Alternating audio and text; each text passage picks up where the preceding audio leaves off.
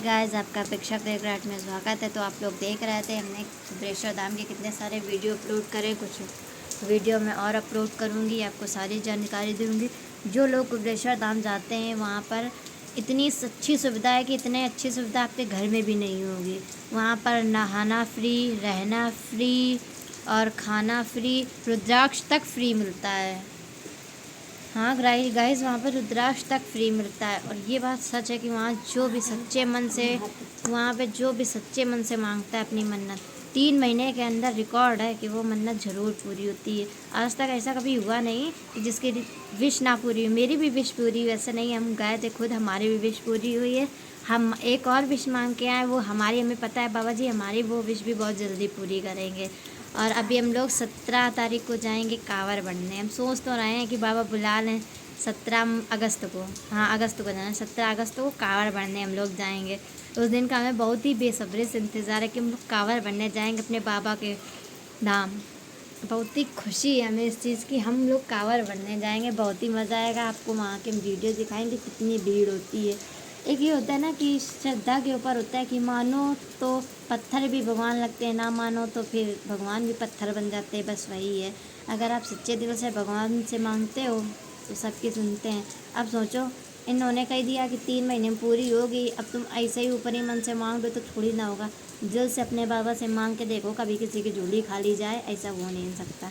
ये मेरी रिकॉर्ड है, मतलब यह खुद आजमाया हुआ है ये, कि मेरी विश पूरी हुई है 3 महीने के अंदर अंदर। और ये कहा जाता है, ये मान्यता है वहाँ पर कि जैसे कि आप 3 महीने के अंदर जाओ तो वो बैग लगा कर रखा रहने, तो आप 3 महीने के अंदर बाबा आपको फिर बुलाएंगे। और ये मेरे साथ भी हुआ, ये मेरी मम्मी के साथ भी हुआ, सबके साथ हुआ है। तो गाइस, और कहा जाता है जो ज्योतिर्लिंग 12 ज्योतिर्लिंग होते हैं हमारे, 12 ज्योतिर्लिंग के बीच का बिंदु माना गया है कुबेरेश्वर धाम। कुबेरेश्वर धाम के जो कुबेर जी हैं वो हमारे 12 ज्योतिर्लिंग के बीच के बिंदु माने गए हैं। वो उनका जो भी दर्शन करता है 12 ज्योतिर्लिंग के दर्शन करने के बराबर ही समझो उनको।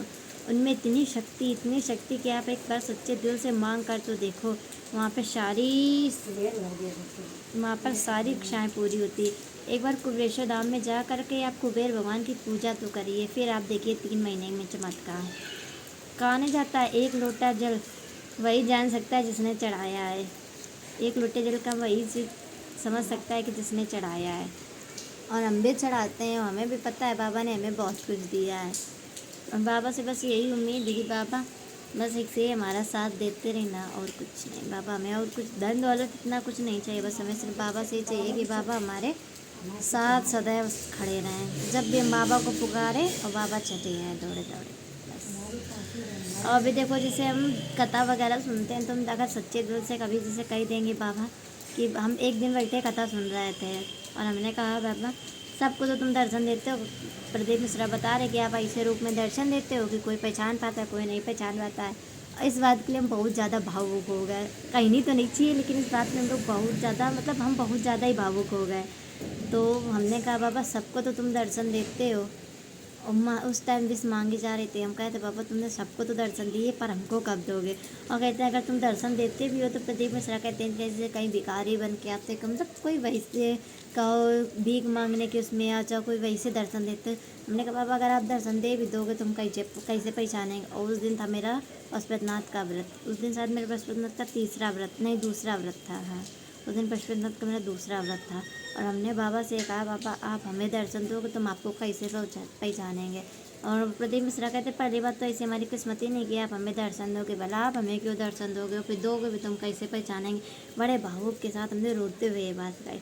और 1 घंटा तब हुआ जब हम कथा सुन के उठे। उसके बाद हमें, जब हम फ्रिज के पास, साक्षात भोलेनाथ ने दर्शन दिए। भोले बाबा बिल्कुल छोटे से निकले, ऐसे ऐसे फनफनाते हुए निकले। हम बड़े खुश, बिल्कुल काले, कि हमने कहा देख भोले बाबा से मांगा था और भोले बाबा ने हमको दर्शन दे दिया। उस दिन हम बहुत खुश थे। और पता है हमने इतना कहा, और जब हम दूसरे पशुपतिनाथ के व्रत थे तब भी उन्होंने भोलेनाथ ने हमें दर्शन दिया, तब भी काले सांप निकला था। यानी काला सांप निकलने का मतलब साक्षात भोले बाबा का आना।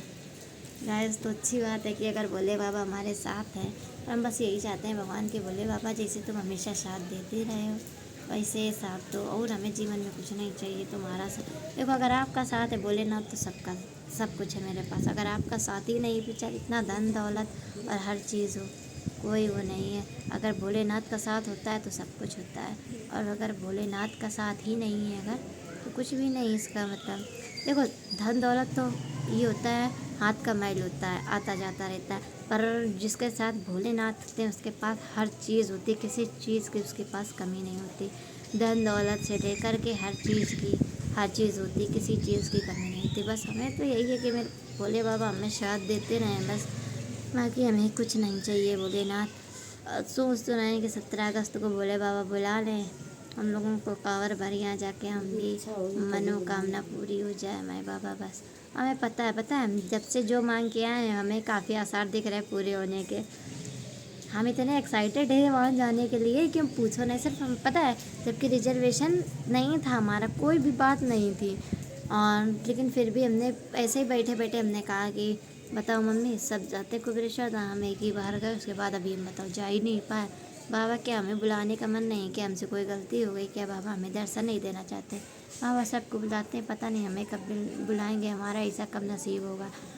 5 दिन तब हुए जब ये हो गया, 5 दिन तब हुए जब उन्होंने कह दिया, मतलब मेरी पापा मौसी है, पापा की जो मौसी है उनको पापा मौसी बोलते हैं, हाँ, और जो पापा के मौसा हुए हैं हम उनको पापा मौसा या बाबा बोल देते हैं। हम सीधे डायरेक्टली बाबा ही बोलते हैं उनको, उनको पापा मौसी बोलते हैं बट उनको बाबा बोलते हैं।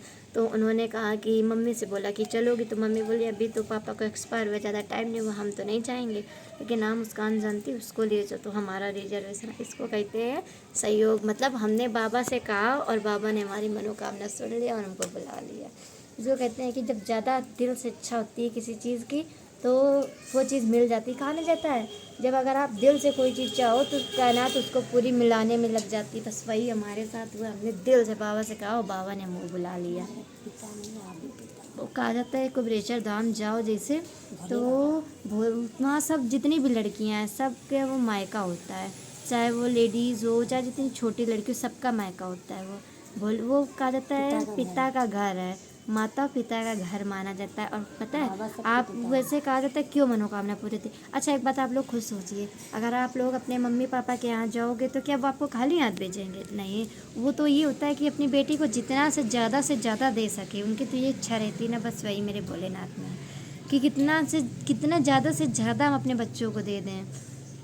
और कहा जाता है एक बेलपत्री का शायद वो करने से, शायद में बेलपत्री लगाने से परीक्षा में पास हो जाता है। ये बात सच में है, ये हमने खुद करके देखा हुआ, जो हमने सोचा नहीं था वो। एक बार तो हम पता है एक ऐसा पेपर था कि हमारे टैंडम पता चला कि मेरा बीएससी का पेपर है, हमने पढ़ाई नहीं की थी। हमने कहा आज तो नैया डूब गई मेरी। हमने कहा हे भोलेनाथ, पकड़ा रुद्राक्ष गले में पहने, हमने पकड़ा, हमने कहा हे भोलेनाथ अब तुम बचा लेना। बस फिर क्या था, हमने शहद में जो प्रदीप मिश्रा ने बताया, शहद बेलपत्री में लगाया और जा कर के लगाए आए थे।